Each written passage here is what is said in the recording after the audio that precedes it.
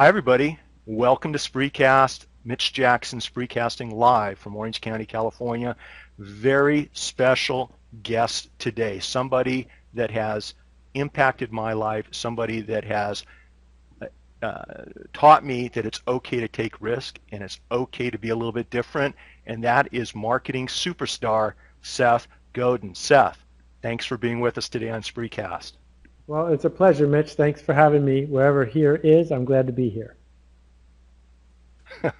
I think here is right where you and I are, and the pleasure is all mine. I got to tell you, from the feedback of all of our viewers, this is something that a lot of us have been looking forward to, so thanks for taking time out of your busy day. We are here today, ladies and gentlemen, just in case you don't know who Seth is, with one of the most well-recognized marketing authors and experts on the planet. Seth has written more than a dozen bestsellers, and he has personally changed the way many of us approach business, relationships, and marketing.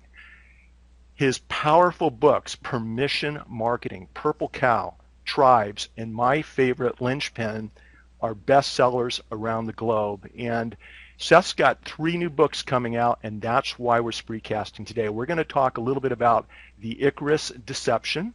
V is for vulnerable, and what you're going to do with the duck. And Seth, before we get started, I just want to share with you a short story about Linchpin. For Father's Day this year, my daughter asked me, and she's going off to UCLA, and she asked me, Dad, what can I get you for Father's Day? And I said, honey, I've got everything I need, but do something for me.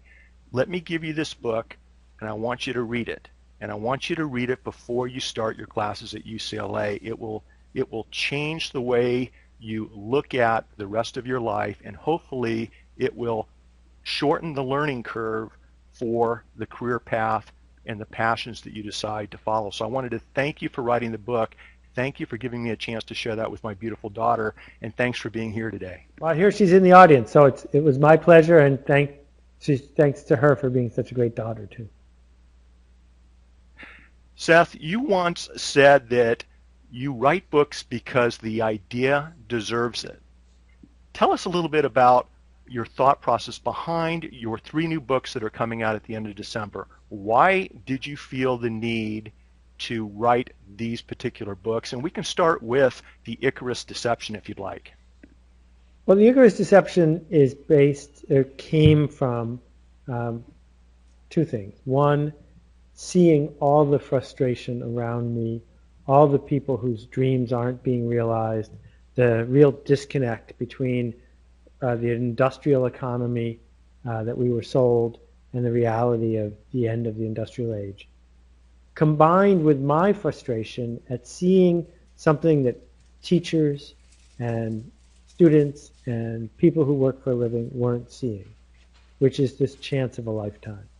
That we are in a new revolution now. The last revolution was before our time. The Industrial Revolution, the Media Revolution in the early 1950s. It's when a revolution hits that the deck gets reshuffled and people get a new opportunity to make an impact. And that's right here, and it's right now. And so what I wanted to do was, as clearly as I could, and I had to calm myself down because it's something I take very personally and I'm very passionate about, as clearly as I could outline how we have entered this new era and how the propaganda of the old one isn't going to get us very far. After I wrote the book, I looked at the last chapter of the book, which is an alphabet, A through Z, and I decided to turn that into a book all onto its own. So it's a kid's book, but it's for adults, illustrated by Hugh MacLeod. And it takes you from A is for anxiety to Z is for Zabouillon, and sort of tries to get under your skin. So that's 2 of the books right there. When you thought about and wrote the Icarus Deception, you talk a little bit about the safety zone that people were taught to live by during the industrialized age, and a safety zone that's apparently shifted in your mind in today's world, in today's global economy. Can you share with our viewers what this safety zone is, and how do we know where that safety zone should be placed? Is it different for each individual? Is it different for each industry? What's that safety zone all about, Seth? Let's look at history. Everyone who's listening to this, all 45 people, have more resources than the King of France did 200 years ago. Everybody. That what the industrial age did was it made us all rich. Even the poorest people on earth, the people who are making $3 a day, have access to technology and resources that were unimaginable 30 years ago. What that means is that when the industrial age came to town in the 1850s and the 1880s and 1900, and it said, do this and do this and do this and we will make you rich, everyone listened. And so the industrialists said, we need workers. So we built school just for them. And they said, we need to dump stuff in the river. And we said, okay. And they said, we need to control the government. And we said, fine. You can do all of this as long as you give us TV and as long as you give us jobs that let us buy stuff. And so as a culture, we went through a century where we bought into this trade. And the trade is to do something very unnatural. Go to work every day, do what you're told. And in exchange, we get someone in authority who takes the blame. We get stability or apparent stability. We get the middle class. That was the trade, right? And it worked for a really long time. It worked for your parents and your grandparents and your great-grandparents. But just recently it stopped working. And at the same time that the industrial age stopped working, we can talk about why if you want, at the same time, the industrial age was replaced by the connection age. The connection economy says it is more valuable to exchange things. It is more valuable to know where things are. It is more valuable to be the one who makes the idea or causes the idea to happen than it is to work in a factory. And that's a massive shift. That what we see is that if you want to paralyze an economy, turn off their internet. Not turn off their electricity that runs the factory, but turn off their internet. And that in Long Beach, near where you live, if they go on strike at the docks, it costs you $1 billion a day. Because it's the moving of stuff, the connecting of stuff that we've built all our value around. And my argument here is that we were taught that the safe thing to do was not raise your hand in class, not question the boss, not step outside what you were trained to do, not do things where you had no authority. Those were safe things, because if you stuck with it, you would succeed. And what we do, what all organisms do, is we create a place where we're comfortable that's safe. Now what's happened is that overlap between comfortable and safe has split. And so we feel comfortable doing the stuff that used to make us safe, but now it exposes us to danger. And that the safest thing to do is to play it risky. That the safest thing to do is to stand up, to ask questions, to lead, to connect, and to make art. And so when I got inspired for this part of the book, talking to a friend who was looking for a new job. Really amazing credentials, really talented, probably 50 years old, has earned her stripes. And I talked about other things she could be doing to find a living. And she said, well, that doesn't make me comfortable. That's outside my comfort zone to do those sorts of, run a conference or lead some sort of organization that didn't have a job involved in it. And I said, look, it may not be comfortable, but it's safe. The comfortable thing of sending out a resume to 3,000 places, that's just not going to get you where you need to go. You talk about this safety zone, Seth, and I once read that you feel that fear is probably the most important human emotion that all of us have to learn how to tackle. What advice do you have for somebody that wants to follow the advice in several of your books, especially the most recent book, the Icarus Deception, and come out of that comfort zone, stretch the level, and become an artist? How can they overcome this fear? Do you have any tips that you can suggest? And are any of those tips in your prior books that you might want to point us to? Okay, well, I work very hard not to give people a map. The problem with the map is if the terrain is shifting, the map doesn't help you. But I'm also really passionate about giving people a compass. Because the magic of a compass is even if you get blown off course, you can get back on course. And one thing that we know about fear in this new economy is this. The only thing we want to connect with, the only thing we want to talk about are things that are interesting, remarkable, outside the traditional. All of those things have something in common with what I call art. And to create any of them means going into a place where you are afraid. So the compass here is fear. That when you feel like you shouldn't go in a given direction, that's exactly the way you should go. I am not suggesting anyone get rid of fear. That's almost impossible. What I'm suggesting is that when the amygdala speaks up, when the lizard brain says, don't do that, when the resistance says, I'll do it tomorrow, that is your signal to do it.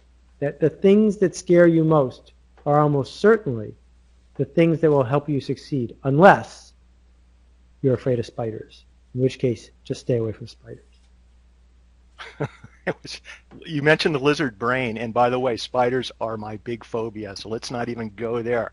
Lizards I'm okay with. I can deal with lizards. For those viewers that aren't familiar with that term, can you briefly explain to everyone what you mean by that? Sure, I'll show it to you. It's right here. It's your amygdala, right next to your brainstem. It is a very powerful part of your brain. It is the prehistoric element of the brain. Every wild animal has one. It is responsible for revenge and reproduction and fear and survival. If it didn't exist, we would have been eaten by saber-toothed tigers long ago. The problem with this prehistoric brain is it's just not really comfortable with blogging.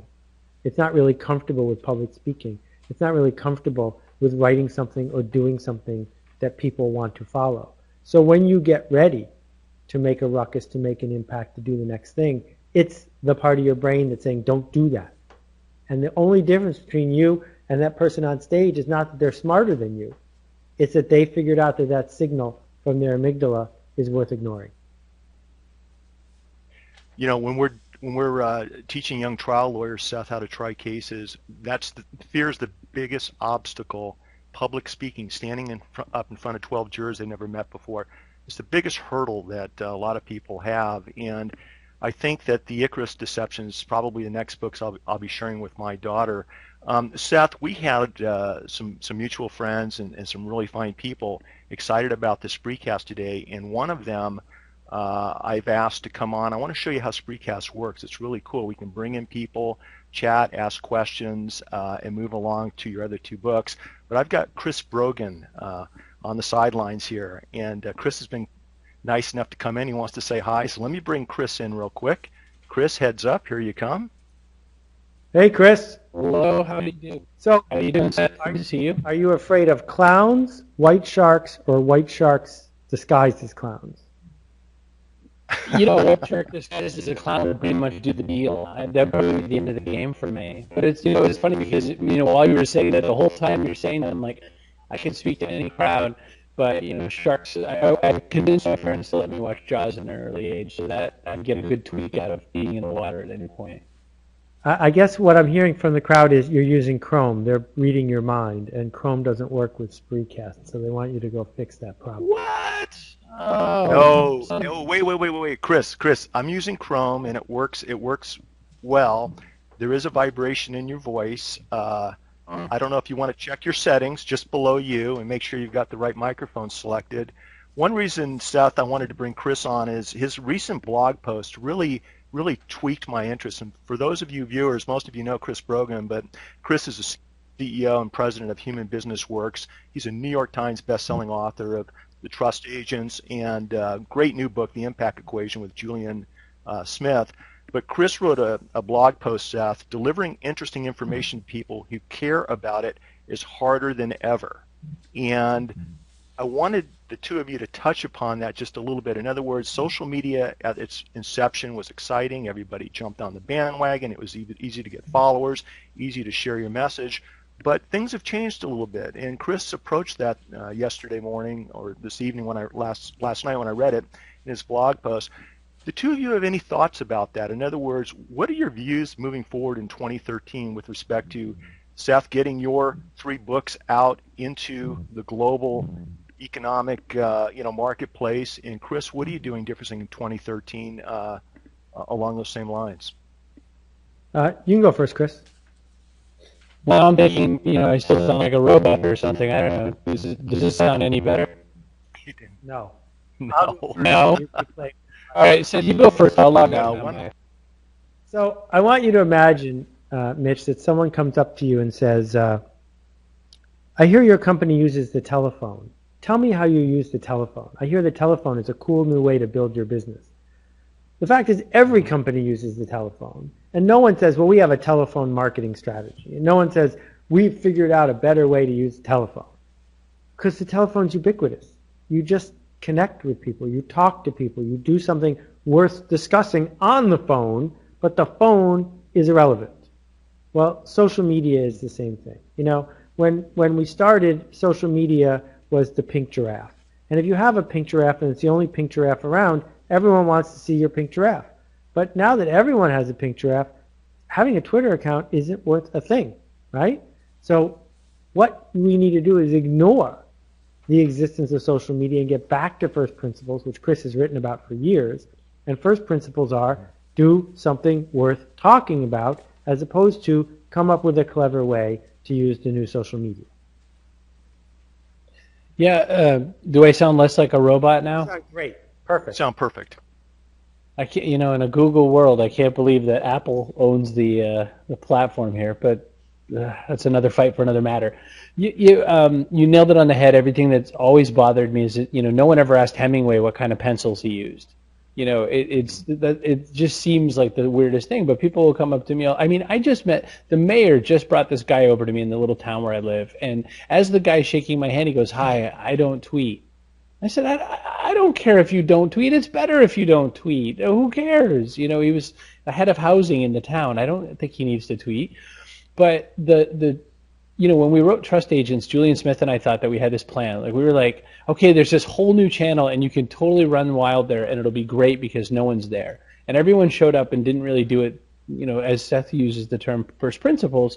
And so then we had to go and write another dumb book together because we said, okay, well, all right, well, everyone showed up. You blew that, but here's another way to look at it. And, you know, I think the beauty in Seth and I play a somewhat similar game. He just does it a lot better. And it's you really just keep pointing out this really obvious truth a bunch of times in a row, and you just keep hoping, come on, this time, grab it, run with it.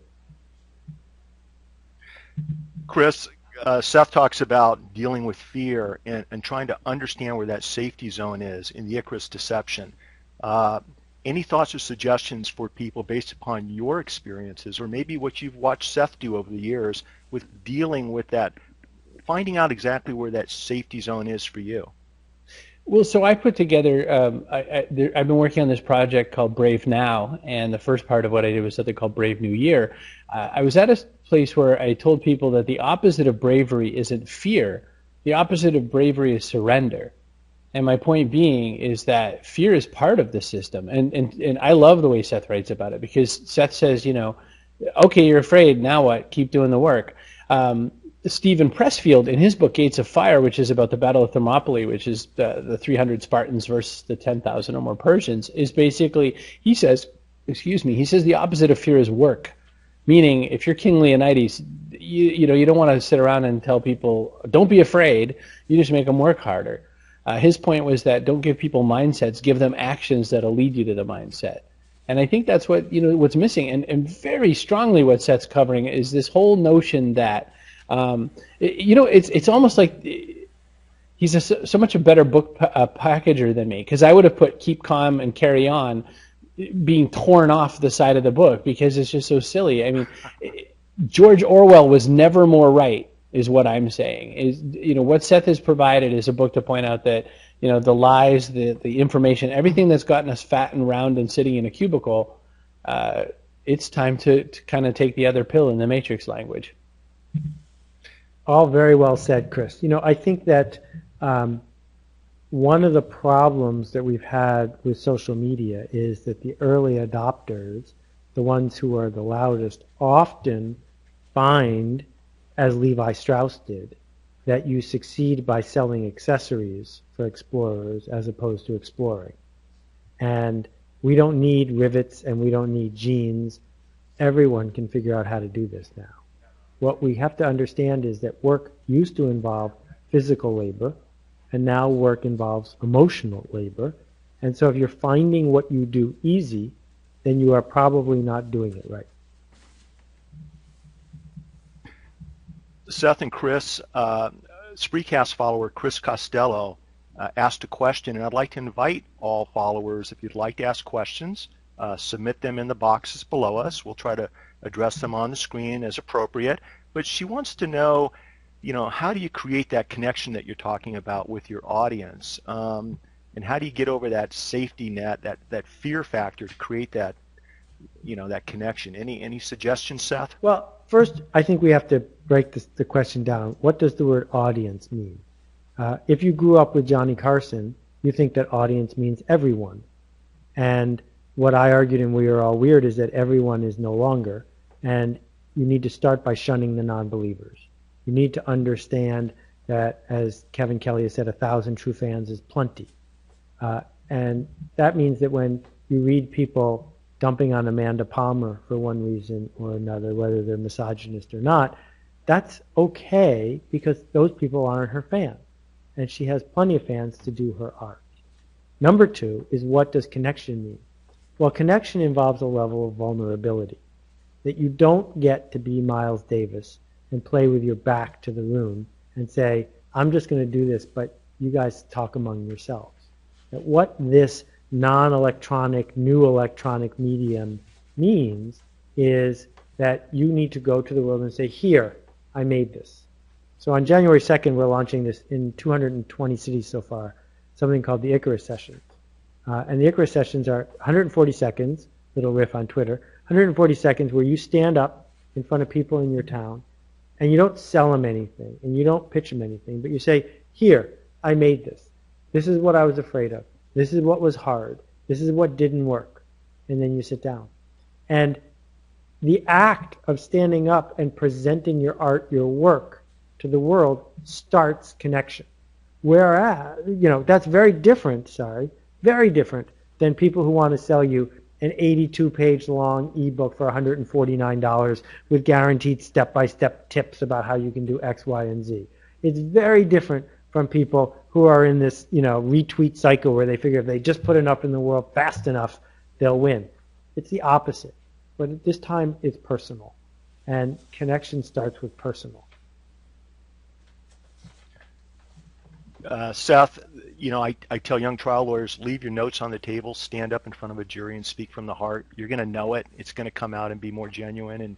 And Chris, thanks for coming on today. I really appreciate your support. And through social media, you and I have gotten to know each other, and it's really been a pleasure. And I look forward to sharing your information with my friends, and especially, just so you know this, with my kids. That's what it's all about, making the next generation better. So thanks, Chris. Appreciate it very much. Thrilled. Thanks for having me on. Hey, Seth, good luck with everything. The launch looks amazing. My friend Rex Williams shot an unboxing video of that monster book, and it just got him so much. Like, he goes, "Oh, if only I'd known it would have got so much traffic." But who doesn't want to see a 19-pound book opened up? That was nuts. Thanks, Chris. Nice surprise. All right, thanks. See you. Bye, Chris. Take care. Seth, that's what's really cool about Spreecast is we can have conversations, and I've got a couple of other people that want to say hi, but let's go to your second book that's coming out, which I understand is, I don't want to simplify it, but it's basically a coloring book for adults, and it's called V is for Vulnerable. Can you share with us what this book's all about and what made you want to write it? Well, it's not a coloring book because Hugh McLeod has already colored the whole thing for you. And okay, all right. My friend Lisa doesn't like the word vulnerable because she has trouble spitting it out, but I can see it slows people. That makes two of us. Every person I've handed it to has read the whole thing while I was sitting there. And, it was inspired by lots of people from Brene Brown all the way back to people like Zig. And what it argues, letter by letter by letter, is that art is hard. Art is lonely. Art is scary. Art exposes you to shame. And art is not painting, not drawing, it's not singing. Art is when a human being does personal work for the first time that connects with somebody else. So the second time that, you paint Starry, Starry Night, it's not art. It's just paint by numbers. The second time you say, hello, can I help you? You're just a robot. But when you connect with somebody else and you expose yourself and you're vulnerable, that is the labor going forward. We haven't taught anyone that. We've taught them to listen to the boss. And we're not going to value listening to the boss because there's someone cheaper than you who will listen to me, right? That this notion. Well, yeah, please go ahead. no, I'm sorry, there was a delay. I didn't mean to interrupt you, but I believe you talk about 26 different principles of yours in this book. And can you share with us, maybe giving an example or two of how those principles come into play in this particular publication? Yeah, I'm afraid I'm not disciplined enough to have principles. I just have 26 letters of the alphabet, like Xebec, which is Xebec. You know, a Xebec is a three-masted schooner that's often, in the old days, inhabited by pirates. So I wrote a little riff about what piracy means today. R is for rhyme and remix and reuse and recycle, and I talk a little bit about that. One of my favorite ones is O, which of course stands for one buttock playing. And if you don't know what one buttock playing is, go Google Ben Zander and watch his TED Talk, and you'll have a fabulous 18 minutes. You also talk about worry. Worry is not preparation, and similar to being afraid, similar to dealing with fear, people many times have challenges with dealing with being worried about things. And can you share with us maybe just a little bit about what you talked about concerning the issue of being worried in this new book that's coming out at the end of this month? Well, let's understand, Mitch, that if you're thinking of the world the way an industrialist does, you want it to be smooth and perfect and predictable. There's a lot to worry about. But I just hopefully made a little bit of the case that the industrial age is ending. And all of those things are bad things if you're an artist. If you're an artist, you don't want everything to be predictable and smooth and without error. So the stuff we used to worry about is stuff we actually need to look forward to. And so turning it all upside down is way more important than sort of scrawling a few small notes into the margin. And then the third book, I just got this in the mail today, it's called What You Gonna Do with That Duck? And if I had a flat head, it would, there we go. There you go. And I did publish, as Chris alluded to, a 19-pound, 800-page book with a 50-page index. And I offered it to the people who supported my Kickstarter months ago. I have to confess, when someone asks me for one now, I'm less than charitable, because if they didn't believe and trust in me then, I certainly can't give them my limited edition book now. But the people who did get in early, they got it. But I knew people would want a piece of it. It is the best posts from my blog from the last 7 years, plus a couple of extra ebooks as a bonus. So it's 625 pages. It only weighs 2 pounds, so it's a lot easier to carry than the 19-pound one.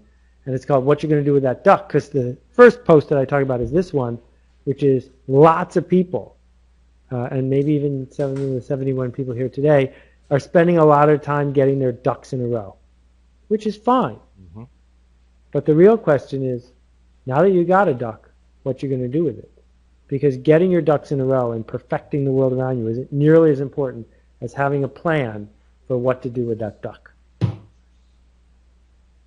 Speaking of getting our ducks in a row, Seth, I've ordered all 3 of your books. I'm looking forward to getting them. It's going to be fantastic. I'd like to participate in your events in January, if possible, here in Southern California. But one of my ducks in a row is super professor of social media marketing at Chapman University, Niklas Myhr. And I'd like to bring Nick on real quick. Professor Myhr. Hi, Seth. And how are you doing, Mitch? Can you hear me? Yeah, you're doing great. Perfectly, Professor Myhr.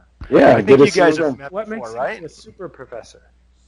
Well, I didn't call myself that, and I'm actually honored to quote you in my classes as well. So you helped me get whatever credit I get. So thank you, there Seth. You go. Thank you. I've been teaching internet marketing and social media marketing for a decade, and many times I tell my students to follow your advice, Seth, which is fire 70% of your customers and focus on the 30% good ones. And my question to you today is whether technology has changed that equation for you. Do you think this still holds true, or can you more readily serve more customers today at a cost-effective way? that you would change that to some extent, or if you still hold true to that, how do you convince people to get rid of customers? Because many small businesses say, "Are you crazy? Am I going to stop selling? I need every customer I can get." Well, I think it depends on what you're selling. If you're selling something where you make it once and then you just duplicate it as many times as you can, clearly there's a huge incentive to create volume and to create market share.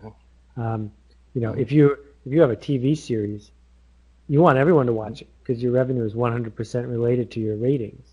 But that's not the case of most small businesses. Most small businesses are wandering generalities. They try to appeal to every person in town, every person who walks by, every person who they can touch. But they make nothing that people would cross town for. They make nothing that people care about. And if you're going to make it as a small business on the internet when everybody else is a click away, how can you possibly make something for everyone? Someone bigger than you, more efficient than you, more cutthroat than you is going to make something for everyone. You have to make something for someone. And the minute a new customer shows up who isn't happy with being special, you have to say, sorry, go to my competitor next door. Go to that other place that sells stuff for everyone. I make stuff for special people. Yeah. No, I think that makes sense for small business, but sometimes for big businesses as well. When I speak to executives, they believe it's difficult to let go of customers as well, unless you show some really sophisticated accounting, perhaps. But from a principle standpoint.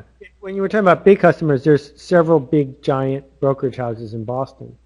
And one of them, I don't know if it was Fidelity or someone else, did the math and discovered that 2% of their customers were accounting for 95% of their customer service expenses. And when they did the math, customers weren't worth it. So they called them up and they said, we think you could be better served by our competitor. Here's their phone number. We'd like you to transfer your account to them. And by moving all of those people over there to someone else would take care of them to make a nickel, they had plenty of resources to take care of everything. Yeah, no, certainly. I'll keep following that advice myself in my classes. So thank you. Thank you, Professor. And I'm afraid, Mitch, I got to start wrapping up. So if there's anything else you want to cover, this would be a great time. Absolutely. Niklas, thanks for coming on today. Appreciate it. Thank you. Bye. He's very active in Orange County. Great guy when it comes to social media and marketing here at Chapman University. Seth, you know what? There's just a ton of people that wanted to say hi, but we've covered all three books. You did pencil me in for 30 minutes. I want to respect your time. I want everyone to, and let me put up your website if people are interested in subscribing to your newsletter, if they're interested in purchasing any of these three books. I believe right below me, if I'm not mistaken, SethGodin.com. There are links on the right side of your site that will take them to your book order page. It will also take you to your itinerary, what's going on in January that you earlier referenced. And I'll tell you what, everyone, it's three great books coming out at the end of December. Superstar individual here that's already helped shape and mold the next generation of my family and hopefully generations beyond that. And Seth, I always tell people, and tell me if you agree or not, but people ask me, well, how can you afford to take time away from your law practice to do social media stuff? And I always tell them, how can I afford not to? I think there's a social media blur in today's world. In other words, I don't think of this as not being at the office working. There's a combination now of off and online interactivity and connections and relationships. Your books address that, and it took a bit of a challenge for me to get over that fear factor, to reach out to you and other people to make this happen. But it's been the best decision I've ever made. You got to step on those spiders, you got to deal with that reptile brain, and you got to move forward and enjoy your life. So I want to thank you for coming on today, and any last words of wisdom for our viewers concerning your three new upcoming books? Or I want to point Cynthia Seymour to the ebook and video I did that are free called Stop Stealing Dreams. It's a manifesto to answer her question about the advice for the next generation and parents and kids. It's easy to find. Just search for Stop Stealing Dreams. And Johnny, if you check my blog tomorrow, you'll see more about the Icarus Sessions. I hope you can find one in Orange County or wherever you are. Mitch, thank you so much for taking the time. You're very generous. You're a scholar and a gentleman. Everyone have fun. Thanks again. All right. Thank you, Seth. Take care. Bye-bye.